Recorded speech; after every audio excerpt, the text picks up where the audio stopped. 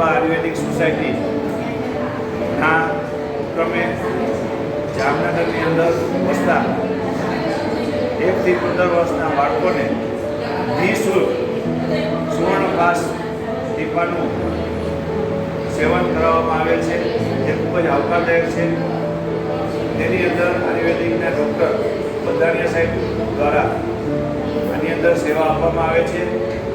આ ઉપક્રમે જામનગર ડાકોરબા આયુર્વેદિક સોસાયટીના managing director Shri R.K.. Shah સાહેબ, શ્રી અરવિંદભાઈ શાહ, શ્રી કીર્તિભાઈ કુંવરિયા તેમજ તેમની સમગ્ર ટીમને ખૂબ ખૂબ શુભેચ્છા આપું છું. જે લોકો આવા સેવા કાર્ય કરવાથી જે લોકો આ સુવર્ણપ્રાશ બ્લોક્સનું સેવન નથી કરી શકતા અને જે લોકો કરી શકે છે તેમને પણ આ બાબતની જાગૃતતા નથી હોતી, તો આવા સુંદર કાર્યક્રમ કરવા બદલ તેને ખૂબ ખૂબ શુભકામના પાઠવું છું.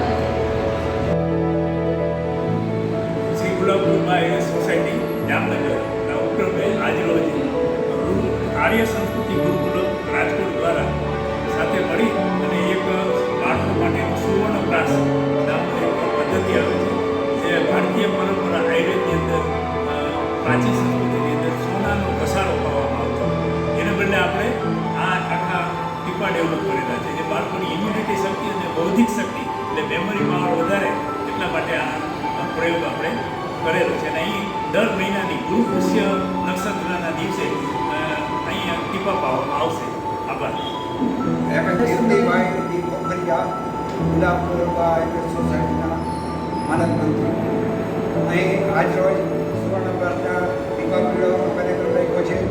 એ બધાનિયા સાહેબે આયુર્વેદ યુનિવર્સિટીના પ્રોફેસર હતા, જ્યાં હરિભાઈ પટેલ છે, એ પણ આયુર્વેદના નિષ્ણાત છે.